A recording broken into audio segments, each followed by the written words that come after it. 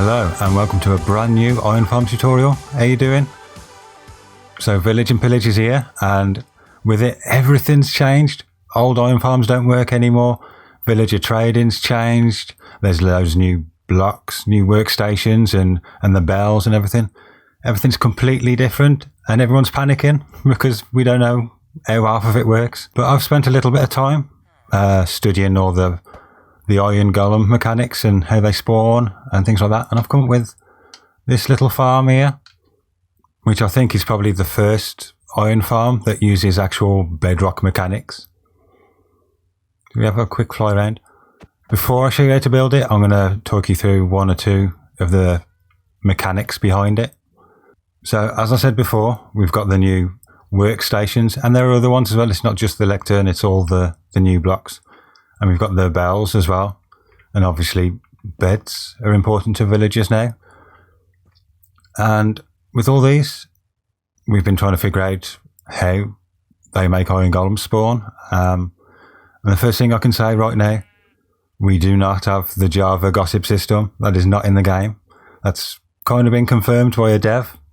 Now, whether it will come in the future or not, we don't know at the moment. But for now, there's no gossip system. Okay. So with these blocks, what do we need to start spawning iron golems? Well, all we need is a bed, or a group of beds, should I say. Okay, so this little setup here is to demonstrate the spawning range of an iron golem, and it's centered from the bed on the bottom there. So what we have 2 blocks upwards and 2 blocks down, and then it's 8 in either direction. So it counts from the middle. So the pillow is 1, 2, 3, 4, 5, 6, 7, 8, and that's the maximum range. And then the same from the foot end of the bed as well. 1, 2, 3, 4, 5, 6, 7, 8. And what's kind of strange is that this seems to be a linear range rather than spherical, as you might imagine. But what's even stranger is that cats use the exact same spawning mechanism. I'm going to say that again. Cats and iron golems use the same spawning mechanisms. I know, crazy. But there are key differences. So cats can start to spawn from 1 villager and 4 beds. But to get iron golems to spawn, you need 10 villagers and 21 beds, which all sounds a little bit familiar. So what we have here is a little demonstration of how many villagers you need and how many beds. So as I said, you need 21 beds. So there's 10 in there, 10 there, and then the extra 1. And I'm just going to put some villagers in and then wait for a spawn. 3, 4, 5, 6, 7, 8, 9, 10.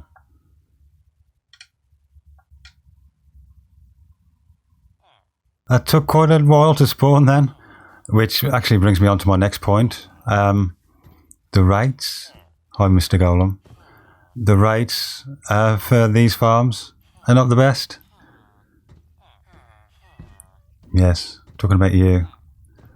So, from all my testing, and I've been doing months of testing all through the betas and everything, I've never been able to get better than half a stack of iron ingots an hour. And I've tried different configurations. I've tried more beds, more villagers, the bells, the workstations, everything. I've tried it all, and I can never get any more than half a stack an hour. So that's half of the reason why I wanted to make this video, really. To see, to share what I've found out and to see if the community can get together and figure this thing out once and for all. But if you think about it, half a stack isn't too much less than what we were getting in the old designs.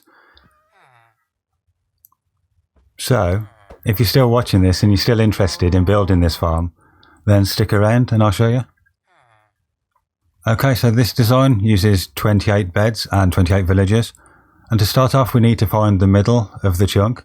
So we start from a corner and we'll count out 8. 1, 2, 3, 4, 5, 6, 7, 8. And then one on the next side as well. And that's the center of the chunk. And then we just count up to 6. So 1, 2, 3, 4, 5, 6, like so. Just place that there, get rid of those. And then just extend this out to the other side of the chunk.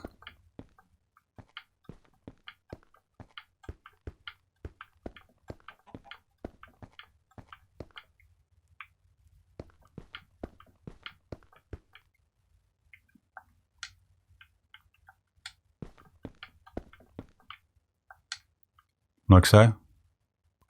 Next you want to take some beds and place 14 on this platform, leaving a space on either side.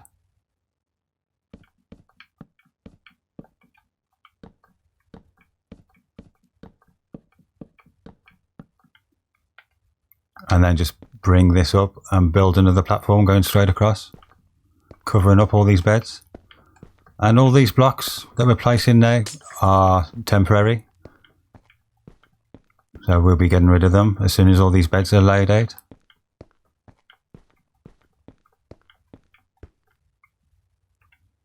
And then you place the remaining 14 across the top there.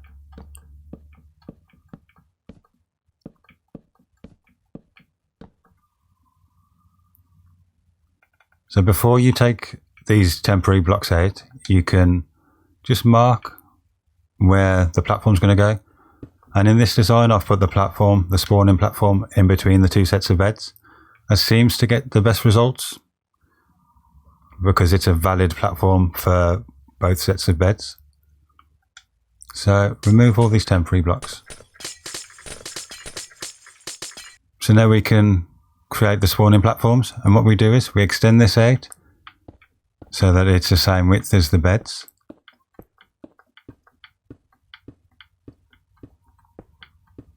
Like so.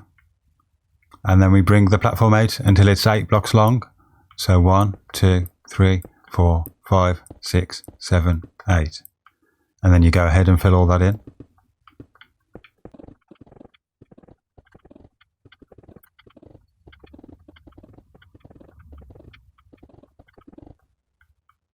And do the same for the other side.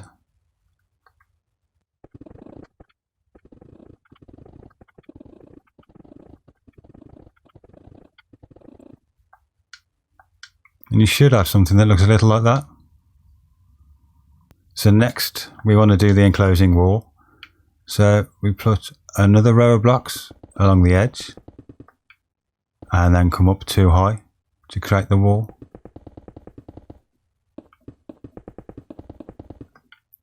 And do the same for the other side.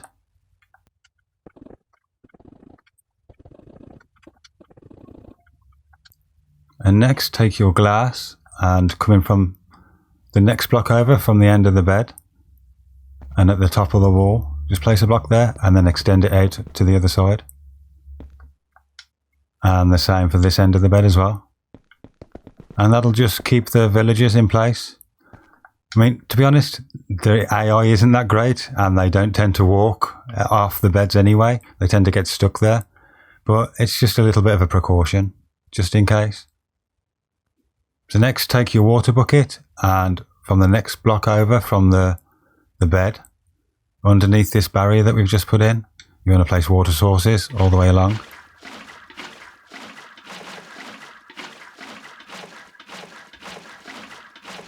Like so.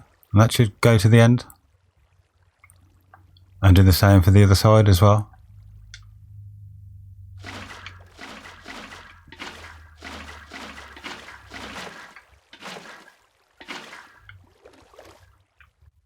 So next for the drop chute and the funneling system. So you take your, in my case, the brick, and you extend this wall out by 3. Like so. And the same for the other side.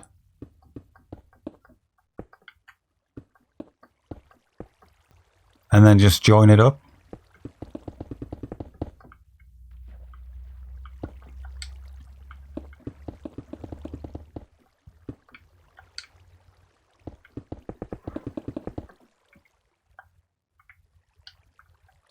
So next you come underneath and take your glass or whichever block you prefer and extend this down by 3.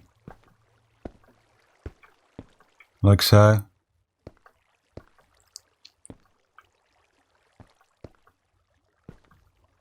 And then just bring that all the way around.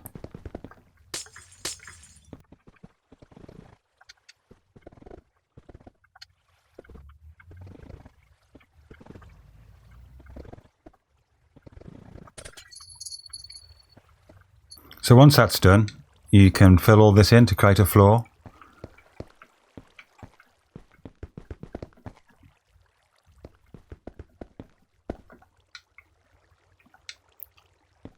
Like so. And then place water sources on either end. And you should see they meet in the middle. And this point will be where the final drop chute is. So you place a sign there, and one there, and the same on the opposite side. And then you can break that out.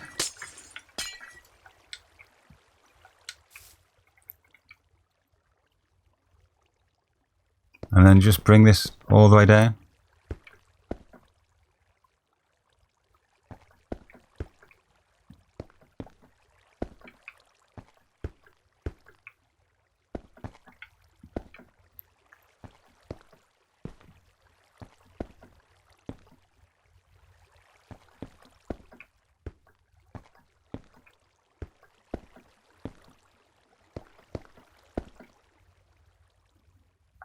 Like so. So next we need to create the killing mechanism, which is going to be lava, which works well really for iron golems.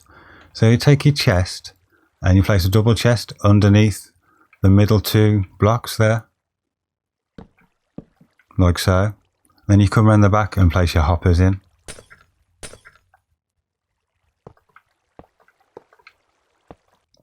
Then if you come inside, I'm going to place signs 2 blocks above the hoppers.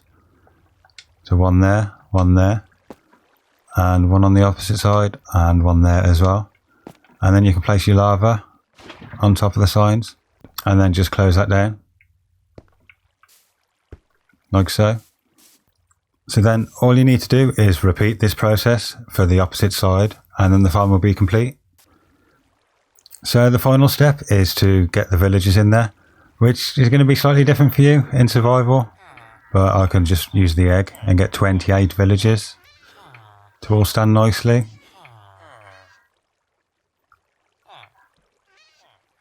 Except for him.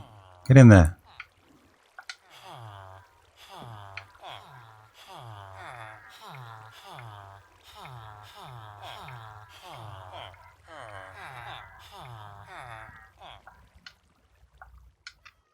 And there you go. The cats have started spawning. So we just leave this for a while and we'll see a spawn. Iron Golem spawn at some point.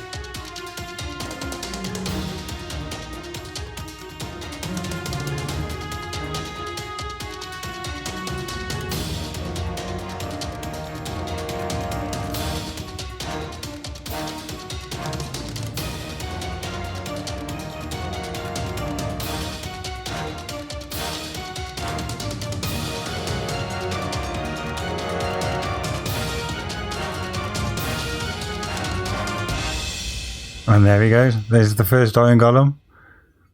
Going down, shall we see?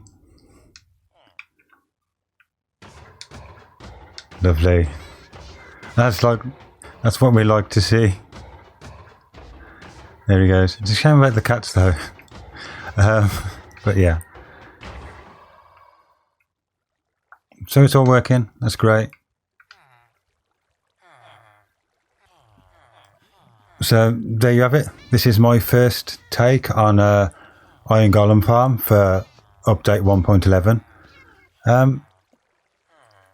I hope you found some of the things in this video useful. I'm not saying that I'm right about everything, and I'm not saying that I know all of the mechanics yet, but this is just to show my observations and to get it out there. And by sharing this information, I'm hoping that somebody out there might see something that I've missed and we can get a more acceptable farm running in Bedrock Edition. But with that, if you enjoyed this video, please do leave a like, and if you want to see more from me, then please do subscribe if you haven't already. That'd be very much appreciated. But for now, thank you for watching, and goodbye.